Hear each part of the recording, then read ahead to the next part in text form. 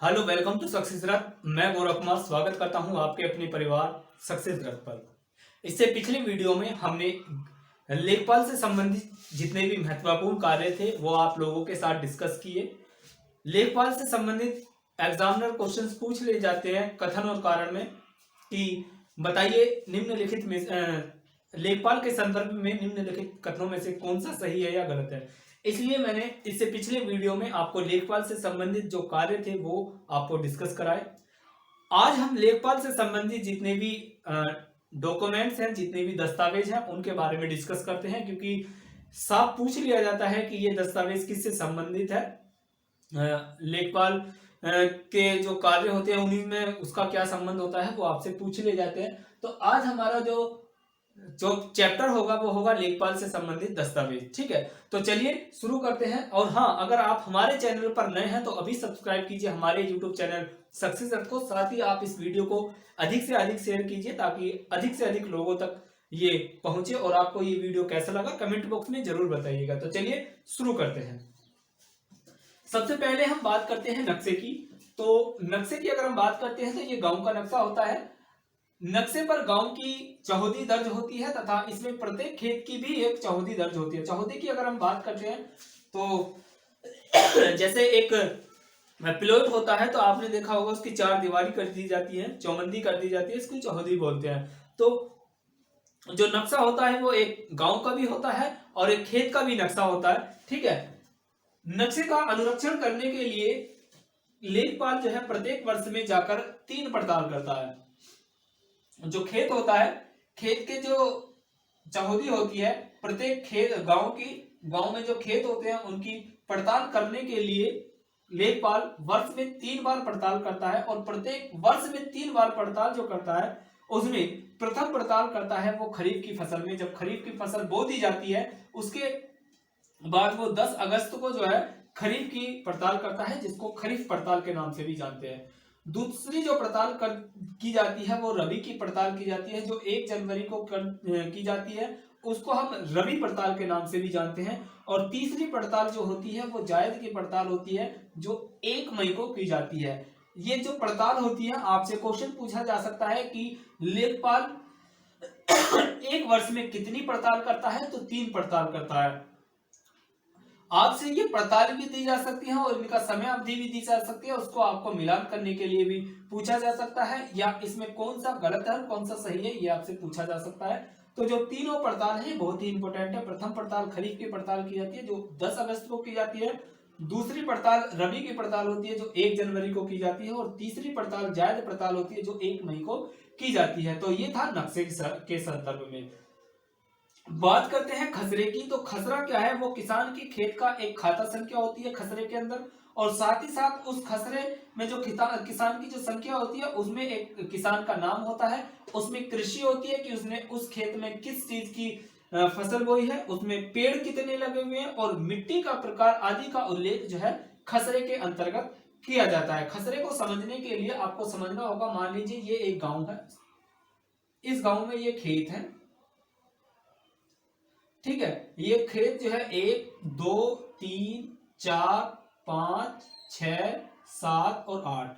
ठीक है, मान लीजिए ये S का खेत है, ये P का है, ये Q का है, ये R का है, और ये भी S का है, ये A का है, ये P का है, ये Q का है।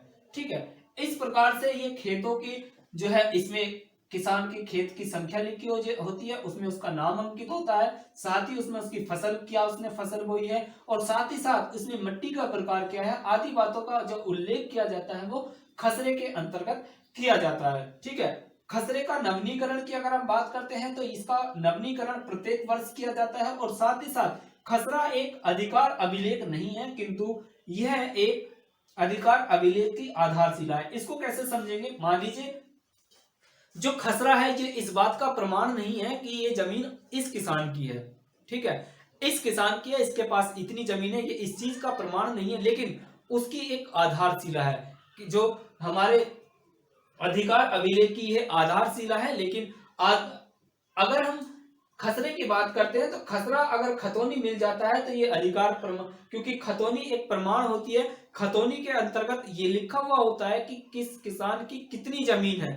तो इसलिए खसरा और खतौनी मिलकर ही जो है स्वयं अधिकार अभिलेख बनते हैं। खसरे की अगर हम बात करते हैं तो खसरे में 21 खाने होते हैं, ठीक है। कॉलम की अगर हम बात करते हैं तो खसरे में कितने कॉलम होते हैं?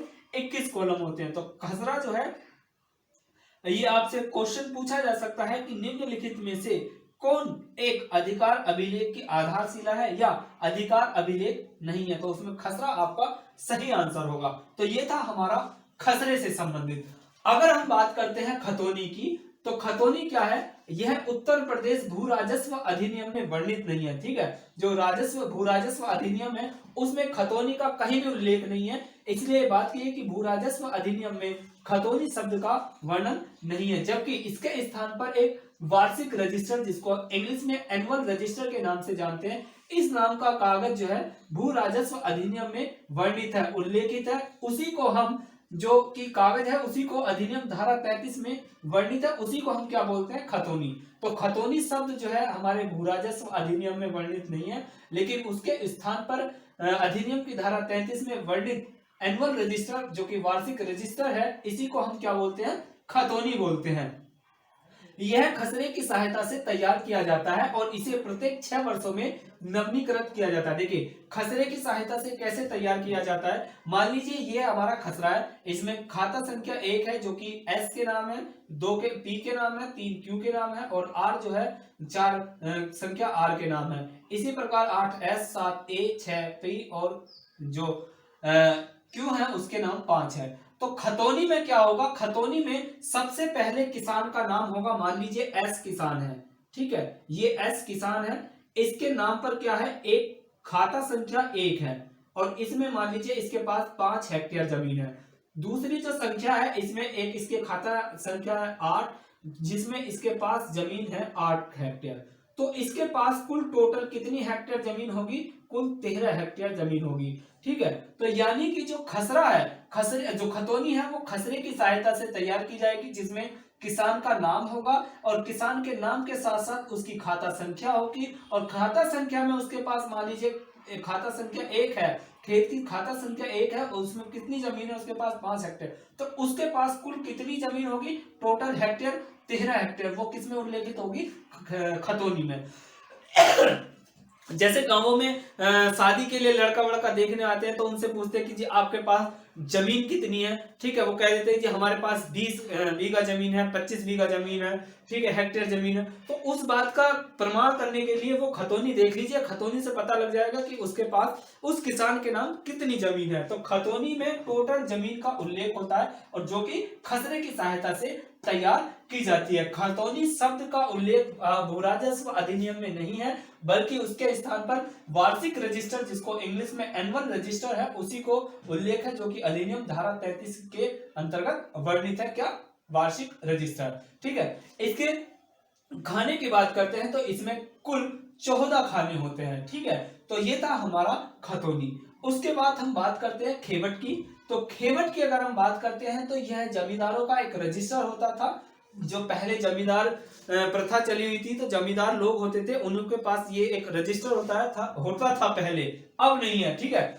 क्योंकि इसको उत्तर प्रदेश जमींदारी अनुमूलन एवं भूमि सुधार अधिनियम लाया गया था 1950, जिसके तहत जमींदारी अनुमूलन इसको समाप्त कर दिया गया था, ठीक है। उसके लागू होने से पूर्व जो है गांवों में पहले 2 अभिलेख हुआ करते थे, खेवट और खतौनी।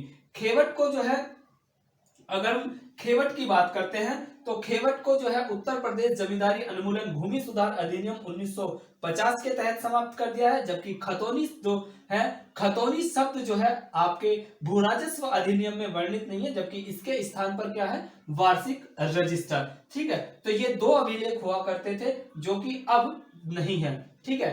खेवट भी नहीं है और खतौनी भी नहीं है। खेवट खत्म, समाप्त कर दिया गया है, जबकि खतौनी के स्थान पर क्या है? वार्षिक रजिस्टर, ठीक है।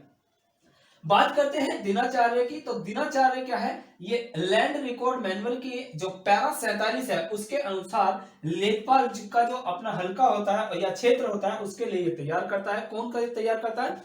लेखपाल तैयार करता है। और यह एक ऐसा रजिस्टर होता है जिसमें लेखपाल दिन प्रतिदिन के कार्यों का ब्यौरा रखता है और इसकी समय अवधि जो होती है वो 1 अगस्त से 31 जुलाई तक का इसमें ब्यौरा होता है। ठीक है, दिनाचार्य बही में क्या होता है, मान लीजिए लेखपाल है, लेखपाल किसी गांव में गया और गांव में उसने पड़ताल की, गांव में जितनी भी वो डेली जाता है, उसमें जितनी भी पड़ताल करता है, उन पड़तालों में जो भी उसको कमियां लगती हैं, जो भी उसको संशोधन करना होता है, वो अपनी दिनचर्या जो बही होती है, मतलब डायरी जो होती है, उसमें मेंशन करता है। और इसकी जो समय सीमा अवधि होती है वो 1 अगस्त से 31 जुलाई तक होती है। ठीक है, इसमें इतना ब्यौरा होता है, उसके बाद इसको नवीनीकरण कर लिया जाता है। ठीक है, तो आज हमने समझा नक्शे के बारे में, खसरा के बारे में, खतौनी के बारे में, खेवट के बारे में और दिनचर्या बही के बारे में। और भी इसके जो है दस्तावेज होते हैं, और भी डॉक्यूमेंट्स होते हैं जिसका जिक्र हम अगले वीडियो में करेंगे। आज केवल इतना ही।